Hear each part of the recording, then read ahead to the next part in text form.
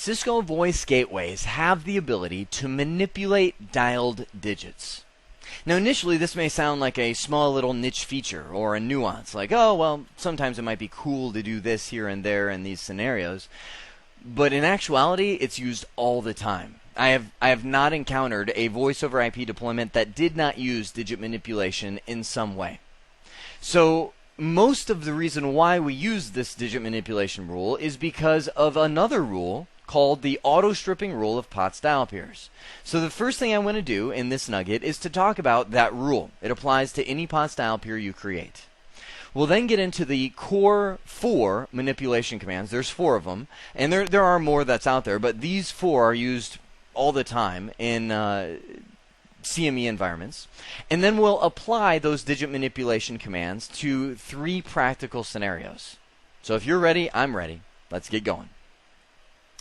So let's start with the main reason why digit manipulation is used. It is because of the auto-stripping rule of POTS dial pairs. Now the auto-stripping rule goes something like this. POTS dial pairs automatically strip any explicitly defined number from the destination pattern before sending a call. So here's what that means in plain English.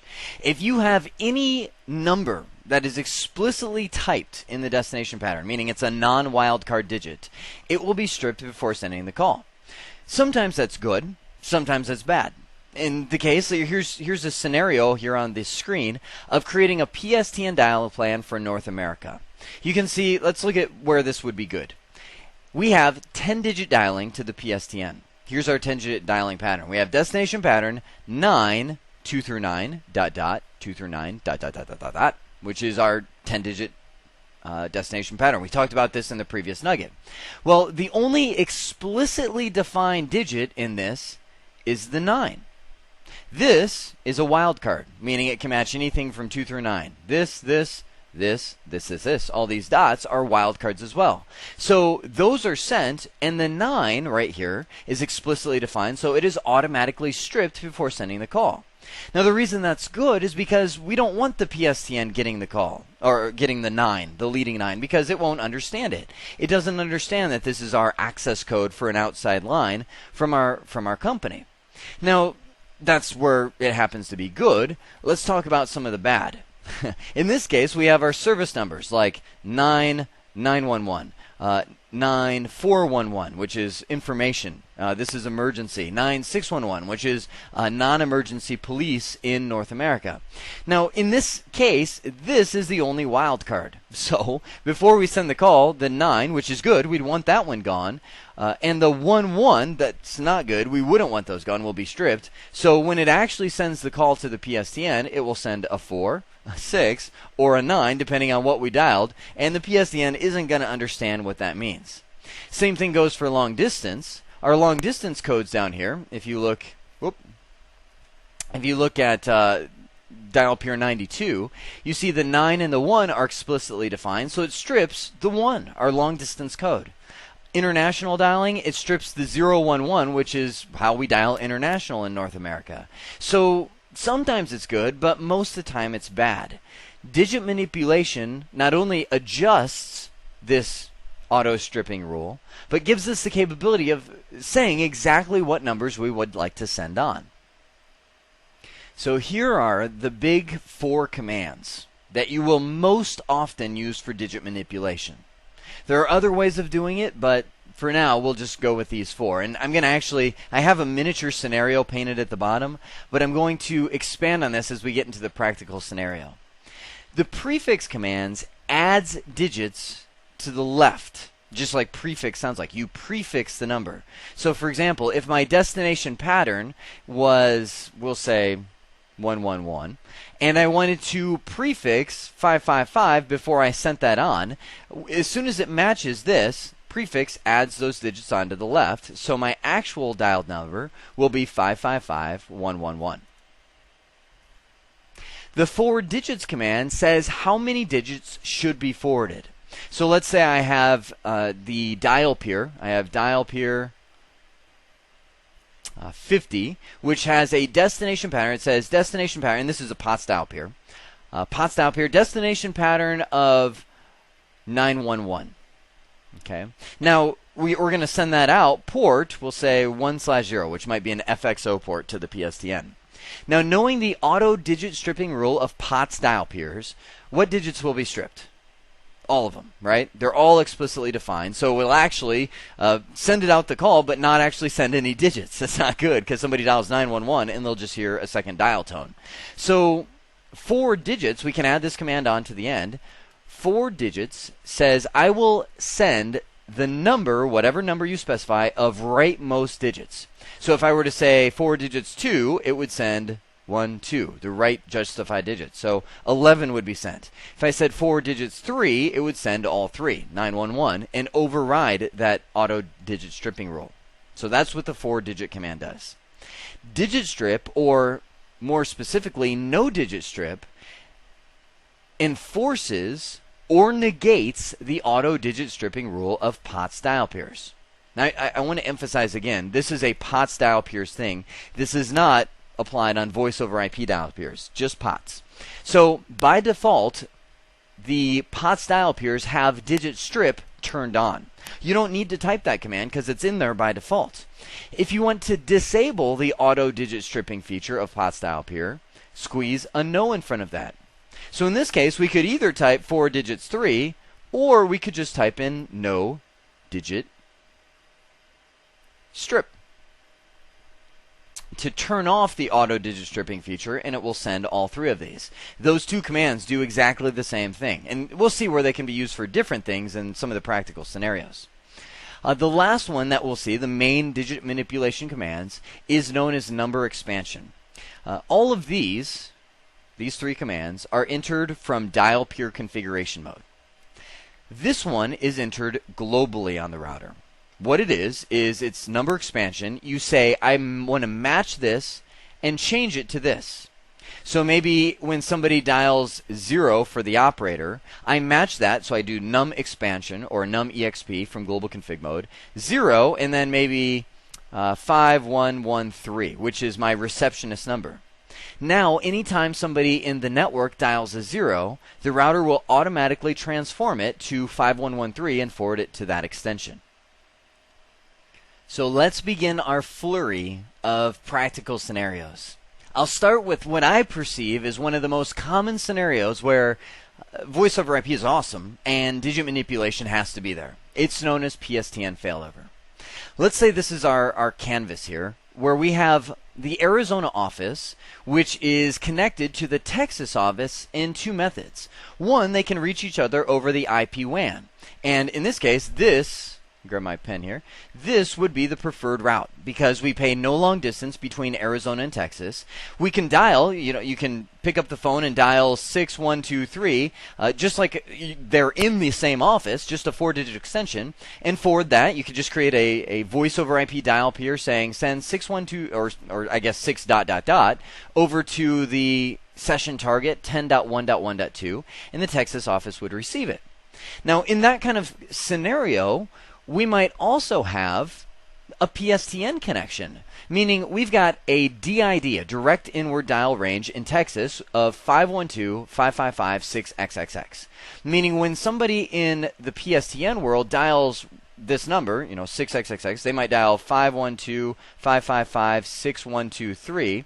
The whole advantage of DID, direct inward dialed from the PSTN, is the PSTN carrier will automatically strip those numbers and send you a 4-digit extension, which allows you to just route that directly into one of your phones internally without relying on a receptionist to take the call and reroute it to one of your internal extensions. So we've got this scenario set up. We have DID deployed, but we want to set it up redundantly to where somebody in this office, we'll say this guy dials 6123. We want it to go this way unless this route is down. If that's down, then I want it to go this way as a backup, but to automatically transform the number, because we can't just send 6123 to the PSTN. It won't work. I want it to transform the number to be a full PSTN DID valid number. Whew. It's quite a scenario, right? Let's do it. I'm going to pull out my virtual iOS simulator on the board, and let's say we're on the Arizona router in global config mode. I'm not going to keep typing the modes. I'm just going to say that's where we begin. From here, I would type in dial peer let's do dial peer voice. We'll do 6000 VoIP. So I'm going to go into dial peer configuration mode. I would say the destination pattern will be 6 dot dot dot. So I'm going to say, this is where I'm going, 6 dot dot dot. Since this is going to be the dial peer that allows me to reach them over the IP WAN, so I would say the session target would be an IPv4 address, and we'll say 10.1.1.2. So what this tells the Arizona router is that anytime I get a call for 6 and any 3 digits, send it to 10.1.1.2. Now remember, there is no auto digit strip feature on voice over IP, so I don't need to worry about that 6 being stripped off, because that only happens on POTS dial peers. But just for my own visual sake, I'm going to type in preference 0 under that dial peer configuration, so that I am able to know that that is the most preferred. Now remember, preference 0 is the default, so I don't need to worry about typing that in. It's just for my own visual sake in this example. Second, I'm going to create a second dial peer. We'll call it 6001. Now, I'm going to do the same destination pattern. We're going to say 6 dot dot dot. Oh, wait, but this, in my iOS simulator, you can't do this in the real iOS, but this is going to be a POTS dial peer. So I'm going to say this is not going over the IP network. This is going out the T1 line to the POTS world. So I'm going to say destination pattern 6 dot dot dot. We'll say the port, because it's going out an actual POTS port, is going to be 1/0:1, which is my T1 line right here. Okay. Now this is a POTS dial peer, so it will automatically strip the 6. So I'm going to follow this up by saying no digit strip. Turn off that feature so it doesn't automatically strip the digits. But wait a sec. I want to make sure that when I send this out, not only do I not strip the digits, but I want to add on the necessary digits so that it becomes a valid PSTN number and gets to the other side. Now you're seeing digit manipulation commands, right? Which one would do it? Prefix. I'm going to prefix, in this case, it's probably long distance, so I'll put 1-512, because we have to dial 1 in North America to get long distance. So 1-512-555. Enter. So I'm adding this to the original 4 digits that were dialed. One more command to finish this guy up. Preference 1. Meaning this one will not be used unless this one is down, meaning it's not able to reach 10.1.1.2. Isn't that awesome? Let me pretty this up a little bit. If you want to take a little snapshot of this, this is, stick this one on a corkboard. That's awesome. That's the perfect config to do PSTN failover so that you use the WAN, you send 4 digits this way, unless that's down, and if it's down, you fail over here, you don't strip the digits, you add on the necessary digits to get it to the other side, and the call will complete using that DID range. Picturesque. The second practical scenario doesn't necessarily have to use digit manipulation. I'm going to show it to you in 2 different flavors so that you can see both styles. In this case, we've got a small office, right? You see this CME router right here, connected to the PSTN using 1 or more FXO analog ports. So this would be a small office environment, maybe 2, maybe 4, maybe 20 employees, just using some analog connections to dial in and dial out from the PSTN. In this case, we want anytime somebody dials in from the PSTN to direct that call to a receptionist number. Now, her phone is extension 5000. This introduces a topic that I don't believe is in the CCNA Voice, but it should be in a major way, because you won't be able to configure a small office without it. It is something known as PLAR. PLAR. Stands for Private Line Automatic Ring Down. Private Line Automatic Ring Down. I like to call it the bat phone. Meaning, you can use PLAR with say, an FXS port. Let me just grab a pen here. I could use PLAR if I had an FXS port attached. I could go underneath this FXS port and use a command that just says connection PLAR, and we'd say 1111. And as soon as that phone goes off hook, it immediately dials the number 1111. I call it the bat phone because that's kind of in Batman how they did it. You know, you had the red phone Commissioner Gordon used to pick up and immediately dial the Batcave. So PLAR automatically dials a number. Now, why does PLAR have to get involved in this situation? Well, it's primarily because we have an FXO port connected to the PSTN. Remember, I mentioned your home phone number. I think I mentioned this in a previous nugget. Your home phone connected to the PSTN has no idea what phone number it is. For instance, if your home phone is 602-555-1111, it doesn't actually know that. When somebody down on the PSTN dials that number, it goes through the carrier network until it reaches the port that connects to your home. The PSTN carrier instead just sends some electric signal down that line that makes the phone go, get shocked, and ring. And that's how your home phone rings. It doesn't actually know what phone number it is. So if you take a line from the PSTN and connect it to your router, the router does not know what phone number it has. All it knows is when it gets a call, it gets shocked, and the FXO port automatically picks up. So what does this mean? That means if you have a CME router and you connect it to the PSTN on an FXO port, when somebody dials the line that's connected to that router, the router gets shocked, picks up, and plays a dial tone. Meaning that somebody on the PSTN will dial your number, it'll go, meaning the PSTN will play a ring signal, but as soon as it connects and this person picks up, which the router automatically does, they'll hear a second dial tone. Now this person's going to go, what? Meaning, I have no idea what that is, and they'll just hang up. Now, if they were smart enough, well, I shouldn't say smart enough, but knowledgeable enough on misconfigured CME setups, they could actually dial one of your internal extensions, meaning they could dial 5000 right then, and this CME router would process that and go, oh, okay, let me send the call to the receptionist. But who on earth is going to know that? Nobody. Nobody is going to have the knowledge to put those all together. So what we need to do is use PLAR in such a way that when the FXO port receives the call, it automatically dials our receptionist number, just like the bat phone automatically dials a number. Here's how you set it up. If I was on my CME router in global config mode, I would access that voice port. I would type in voice port. The dashes are kind of inconsistent. Sometimes you have it, sometimes you don't. In this case, you do. Voice-port 1/0/1, which accesses the voice port for the FXO line. The command is connection PLAR, and what number do you want it to automatically dial? We'll say 5000, which is the receptionist. Immediately, anytime this phone line goes off hook, which it does automatically when it receives an incoming call, it will automatically dial extension 5000. Where the CME router will go shoop and just send it directly to the receptionist. That's a big command for FXO ports. Now I mentioned this doesn't really use digit manipulation, so explain how digit manipulation could get involved here.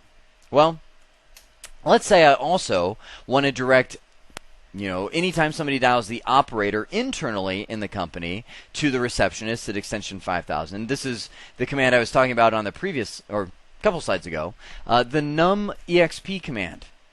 It's in global config mode, and I would just type in numexp 0, meaning anytime somebody dials a 0, we'll transform that to 5000.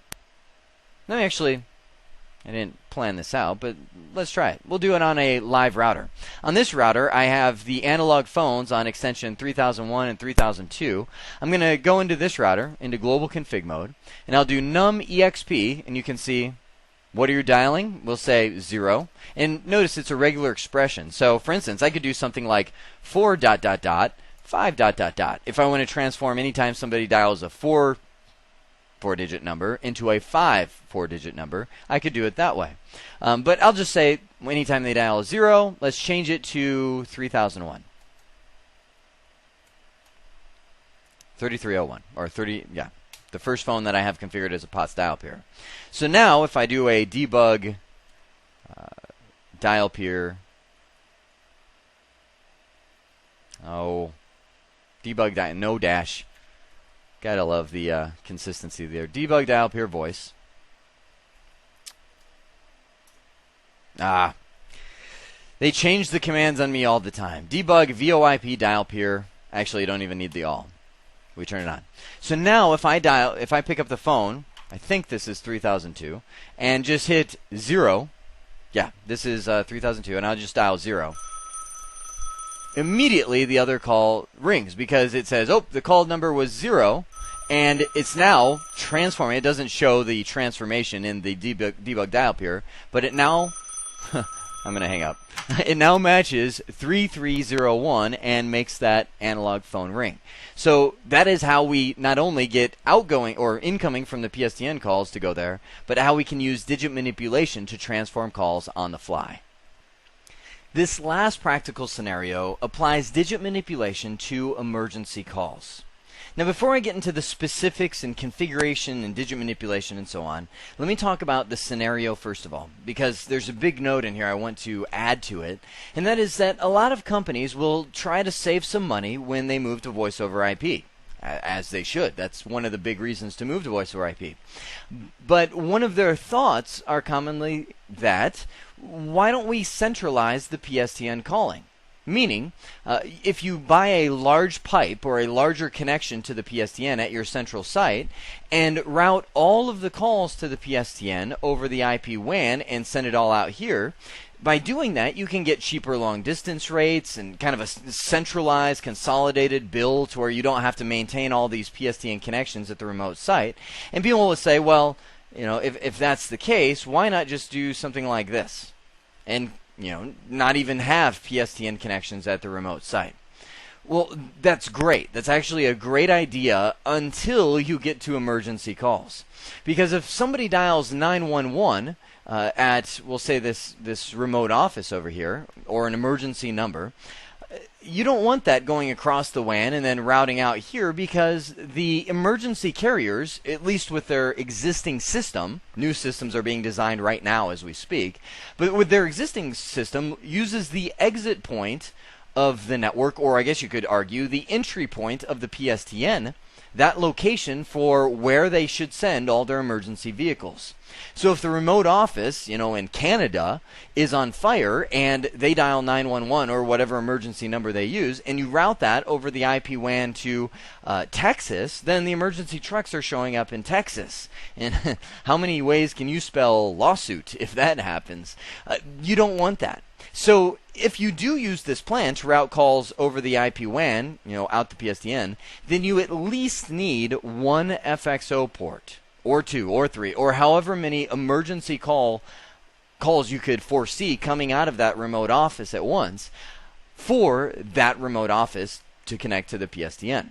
I mean, you might have 50 people in here, and that's fine. Just buy a single FXO port for 911 calls so that if they do have 911 emergency, it can exit here. All the other calls can route across the IP WAN and use the centralized voice T1. So, now let's get to the digit manipulation side of that scenario into how we would set this up. What we would do is go into the remote office router. I'll just call it remote. Into global config mode, and create a dial peer. I'll call it dial peer 911. POTS. We're going to go out our FXO port there. So with that in mind, I'm going to take off the configuration modes, and we'll say for the destination pattern, we'll use 911. The port will be 1/0/1. Now, we know the automatic digit stripping rule of POTS dial peer says I will strip any explicitly defined digit, which is all of them in this case. So on this one, we would want to follow this up with the no digit strip command to keep those from being stripped. Now, we'd want to create a second dial peer. Give it the tag 9911, because if we have our users used to dialing 9 to get an outside line, we want them to either be able to dial a 9 followed by 911 if they're thinking clearly, or if they're just thinking emergency, dial 911, they could do it that way as well. So we could create a destination pattern of 9911, but this time the no digit strip command won't apply, because if we turn off digit strip, then it'll send that 9, the leading 9 out there, which won't get it to the 911 carriers with the PSTN. So this is where that forward digits command comes in. Did I just say command twice? Strange mental nuances. So I'll say forward digits 3, which tells the router to automatically forward the right justified 3 most digits and then strip anything else. That is what we could apply as our emergency dialing configuration for this remote office to at least send emergency calls out here, and the digit manipulation commands that are used to make sure the automatic stripping rule of POTS dial peers don't goof it up. So hopefully I've proved my point that digit manipulation is everywhere. It's in every kind of network that uses voice over IP because primarily of that auto stripping rule of POTS dial peers, or even if that rule wasn't there, we would have to have some kind of way to get the 9 removed from the front, or whatever PSTN access code you're using, to remove that before sending it to the PSTN. So remember the rule. The auto stripping rule of POTS dial peer says any explicitly defined digit in the destination pattern will be automatically stripped before it's sent to its destination. So the core manipulation commands we can use to adjust that or manipulate digits in other ways was either using the prefix command to add digits on to the front. We could use the no digit strip if you want to turn off that feature.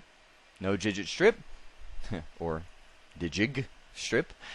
Or we can use the forward digits command. I'll just put FD, the forward digits command.